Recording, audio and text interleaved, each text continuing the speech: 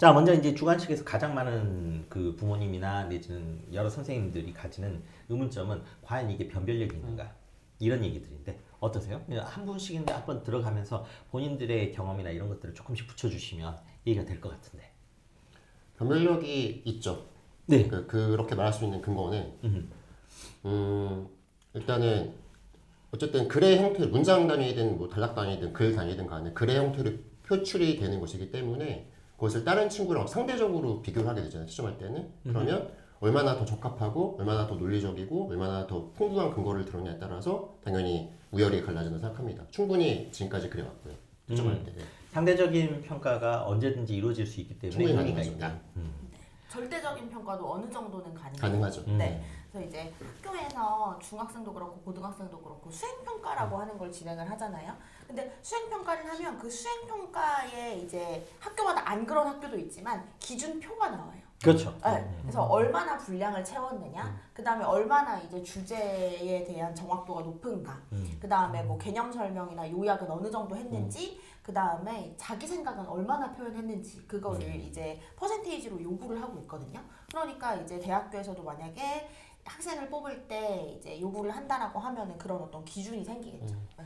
지금 말씀하신 기준이 모든 과목에 다 해당되는 건가요? 아니요, 글쓰기 평가를 이제 하는 경우에 학교에서 이제 수행평가 안내문이 나가는 경우가 있어요. 그러면은 그거를 굉장히 디테일하게 주는 학교도 있고, 이렇게 표로 만들어서 주는 학교도 있고, 그래서 뭐 예를 들어서 뭐 분량을 60% 이하로 채운 경우, 그 다음에 뭐 80%까지 채우고 뭐 어떤 걸 잘한 경우, 그다음 80%까지 채우고 뭐 잘하고 뭐까지 잘한 경우 점수가 이렇다라고 하는 그 가이드가 나와 있거든요.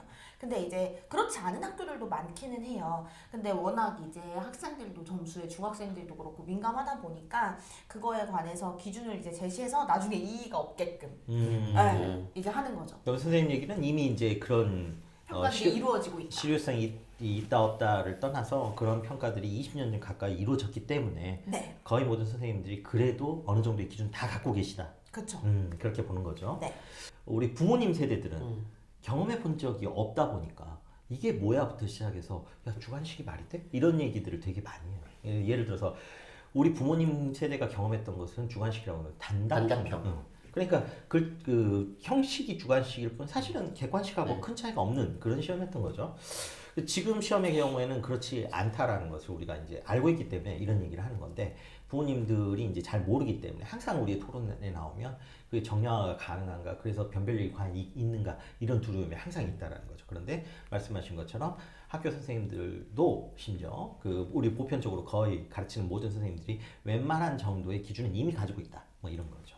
그리고 이제 아까 이경준 선생님 얘기해 준 것처럼 우리가 문장으로 쓰는 것 자체가 어려워요. 그냥 한국말을 떠나서 예를 들어서 외국어를 배운다라고 해도 단어로 우리가 단답형으로 답을 쓰는 수준에서 이미 문장으로 넘어가는 순간 애들 바로 얼거든요. 몇천 단어 외우고 있는 애들도 한두 문장만 쓰라 그래도 벌벌 떤단 말이죠. 그것만으로도 충분히 변별력은 전 생긴다고 봐요. 미국의 AP가 그런 형태의 시험이기도 하고요. 과거 논술은 이제 바칼로라나 아비투어처럼 이제 개념에 출발해서 이제 학생의 배경 지식이나 독서 지식을 추가한 형태로 이제 문제가 출제가 되거든요. 완전 오픈형이군요. 오픈형이죠. 지금 논술은 그 반대 형태를 지향하죠. 그러니까 그렇죠. 이제 답이 있는 약간 것은 단정적으로 말하면 답이 있는 논술입니다. 그러니까 지문 얼마나 정확하게 읽어서 출제에도 얼마나 잘 부합하는 글을 쓰느냐.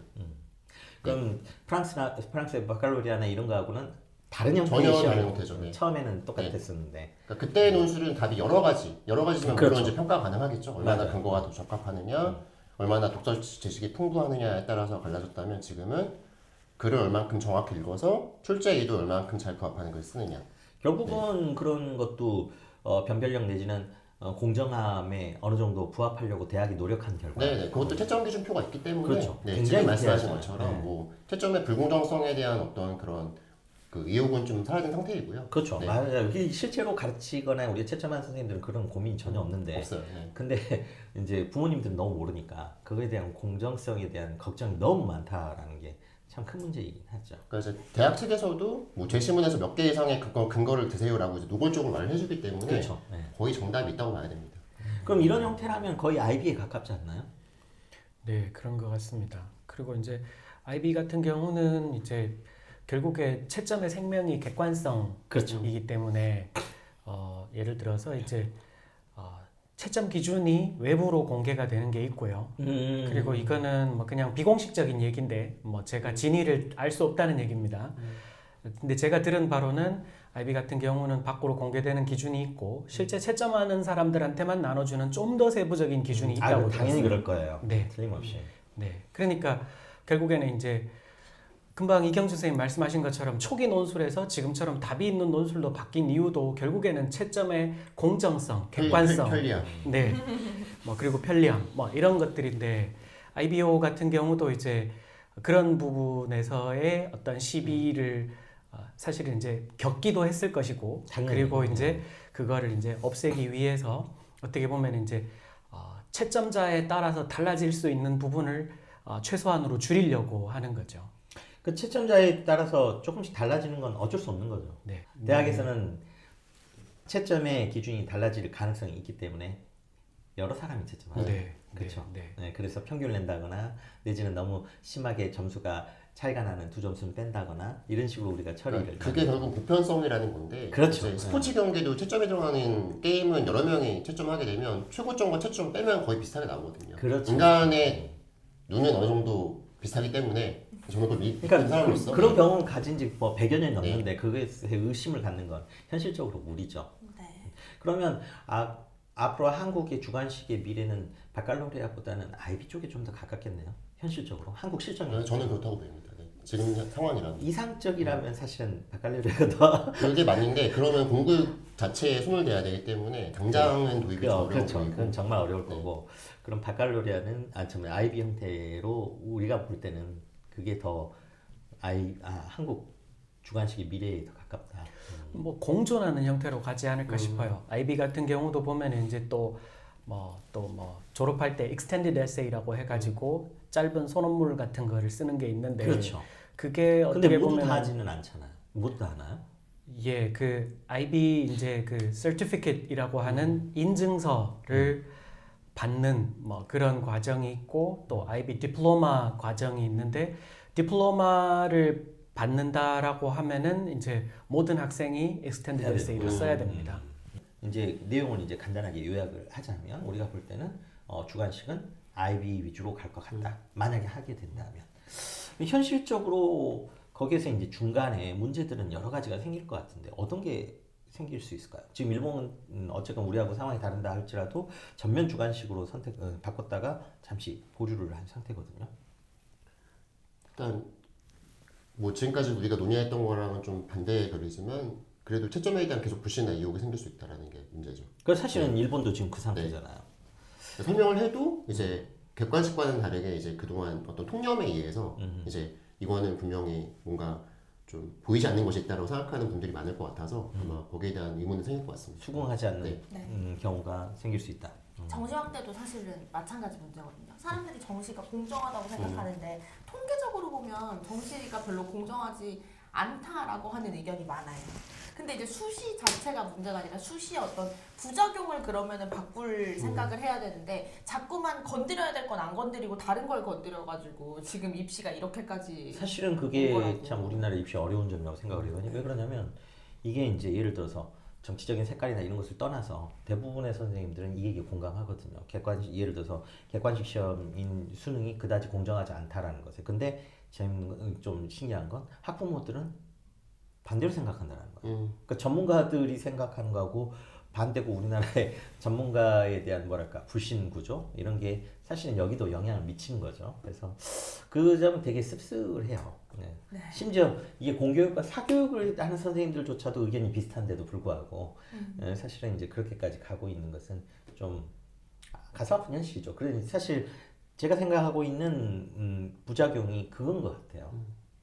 그러니까 이게 우리 그 교육을 하신 분들이 굉장히 준비를 많이 해서 한다고 할지라도 사람들이 그걸 못 받아들이면 자꾸 이제 이상한 일들이 생길 수 있는 그런 부분도 있죠, 사실상.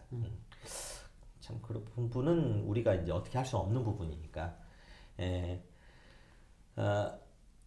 솔직히 이제 아이들을 가르치는 입장에서 이렇게 이제 진행하는 것이 진짜로 진행이 될지 솔직히 약간 의문이 드는 것은 그런 부분이죠. 기술적으로도 내용적으로도 충분히 가능하다라고 믿고 있지만 그럴 거라고 생각하고 있지만 과연 우리 사회가 이제 그걸 제대로 받아들일 거냐, 그건 또 다른 문제가 아닐까. 네. 그런 그럼 생각이 그렇게 학생을 뽑으려면 일단 학교 그죠. 선생님들이 교육을 해주셔야 되는데 맞아요. 일단 그런 교육을 할 선생님을 지금까지 양성해오지 않았기 때문에 그것도 굉장히 큰 문제죠. 그리고 그렇죠. 사실 2028년부터 한다라고 하면 2009년생부터인데 네. 그럼 중학교 2학년이거든요. 그러면은 이미 걔네들은 저희는 이제 글쓰기 기초를 잡는 시기를 저는 개인적으로 5, 6학년 중1 정도로 보는데 걔네들은 그렇게 선발을 할 수가 없어요. 맞아요. 네.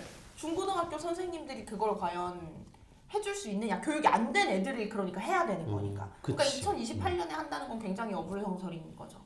하려면 더 3, 4년은 더 미뤄서 맞아요. 애들이 초등학교 고학년 네. 될 때부터 전문적으로 교육을 받고 이제 중학교로 올라가서 또 그거를 더 심화시키고 고등학교에 올라가서 더 심화시키고 이런 과정이 있어야 되는데 사실 그러니까 2028년부터 한다는 건 좀 불가능한 문제인데 이제 뭐 고교학점제 도입이라든지 이런 얘기가 있으니까 시기가 그 정도로 잡힌 게 아닐까. 그러니까 고교학점제 같은 경우 이거 지금 안 따라가면 사실은 말이 안 되는 구조잖아. 그쵸.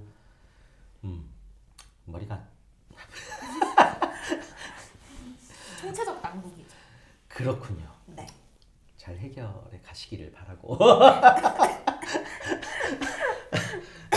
이게 이제 우리는 공교육 밖에 있는 사람들이라 이게 마음이 좀 편한 게 우리는 사실은 우리가 알아서 뭔가를 꾸리고 할 수 있는데 공교육 안에 있는 선생님들 사실 그러지 못하니까 조금 힘드실 것 같아요. 솔직히 그분들이 사실 역량이 없는 사람들이 아닌데 그럼요. 예, 충분히 역량들 다 가지고 수업 계시고 말고도 다른 업무들이 너무 많으시죠. 너무 많고 맞아요. 그리고 이게 우리나라 지금 현재 시스템을 가져온 지가 근 100년 되는데 이걸 이렇게 바꾼다는 게 근데 사실은 바꾸지 않으면 살아남을 수 없잖아요. 그쵸. 바꾸긴 바꿔야죠. 네, 바꾸면 바꿔야죠. 우리가 이제 우리가 객관식 세대들인데 우리 때의 학교 역할이라고 하는 건 지식의 생산 공장이었던 거고 연탄으로 연탄 찍어내듯이 똑같이 꽝꽝꽝꽝 찍어내려면 사실은 객관식만큼 좋은 거 없었고 그다음에 그 결과 중진국에서 이렇게 많이 올라올 수 있었던 실제 배경이고 성공한 거죠. 근데 이제 사실은 중진국에서 그 다음 단계로 이 상태로 가는 건 안 되지 않아요? 그쵸. 그렇죠? 그 우리 모두 다 느끼고 있기 때문에 아까 얘기했다시피 뭐 우파든 좌파든 선생님들한테 다 물어보면 이건 지금은 이제 더 이상은 안 되는데 이 얘기는 거의 공통적으로 하는 얘기고 그래서 이제 정권이 바뀌어도 계속해서 주관식으로 나가야 된다는 얘기 계속해서 끊임없이 나오는 그런 얘기가 되는 거죠. 그래서 아무쪼록 이제 이번 달에 발표가 난다고 하는데 좀 장기적으로 좀 잘 정리가 됐으면 좋겠고 어차피 아무리 정리를 예쁘게 해도 중간에 고난은 그럼요. 계속 수정하고 보완해 나가야죠. 고난은 우리가 겪어야 되는 거고 그걸 사실은 빨리 받아들일수록 더 좋지 않나 저는 그렇게 생각하고 있어요. 네. 객관식은 이미 끝난 거